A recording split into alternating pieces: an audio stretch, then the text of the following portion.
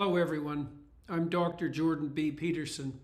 I'm the author of 3 books, Maps of Meaning, 12 Rules for Life, and Beyond Order, 12 More Rules for Life. I've been asked by the Honorable Preston Manning to say a few words about our nation's response to COVID. So let's lay out what happened. We faced an unknown threat of indeterminate magnitude. So a new disease made itself manifest on the horizon, and we had no way of calibrating the severity of the illness. We panicked.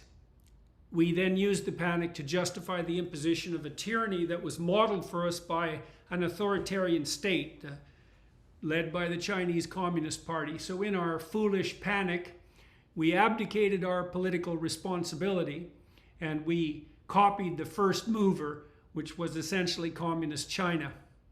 How did we abdicate our political responsibility? Well, we turned over the necessity to consider a multiplicity of options to hypothetical experts on the public health front.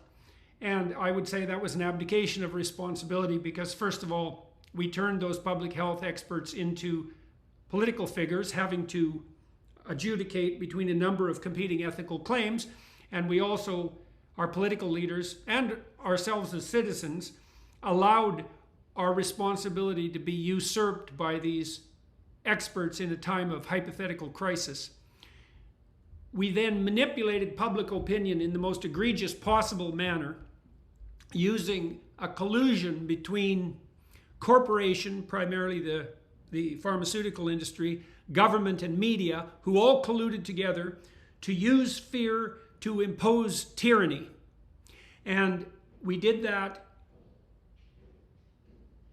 not only by manipulating public opinion through the media, but by using opinion polls to sample that frightened public opinion to justify the imposition of restrictions on our basic rights as a consequence of response to that public opinion, and then to lie in the aftermath of that and claim that that was all based on science. All of that was a lie, as I know full well from talking to people who were advising political figures, including conservative political figures, during the epidemic itself. We suspended our basic rights, including the rights to travel, the freedom of association, the right to bodily integrity, and there's barely a more fundamental right than that, and the right to freedom of speech. We did the latter particularly by persecuting people who dared to say anything against the panicked response to the hypothetical COVID epidemic. Here's a rule of thumb for everyone to consider in the future.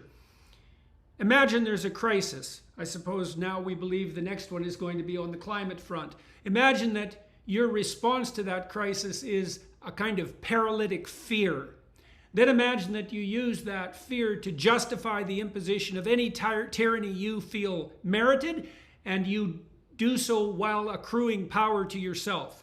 Well, you've just demonstrated that you are not the right leader for that crisis. That's for sure. So what else did we do? We did untold economic damage, which has not yet unfolded, to the supply chain around the world. We're going to starve tens of millions of people as a consequence of that, and put a lot more people into absolute poverty as a consequence of increased energy and food prices. We have no idea what we did on the inflationary front yet. We've seen banks begin to fail in the United States, and we have no idea where that's going to end. So that was all a part and parcel of the panicked response.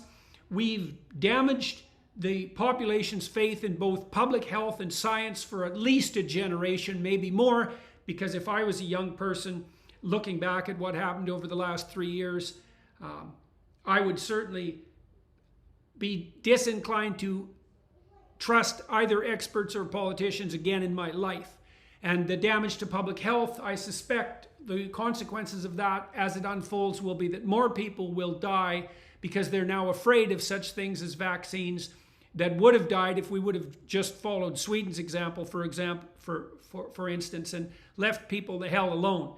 I don't know how many of you who are listening know this, but Sweden now has the least excess deaths in Europe. And so the Swedish model, which did involve vaccines, by the way, but no lockdowns and certainly no mask mandates.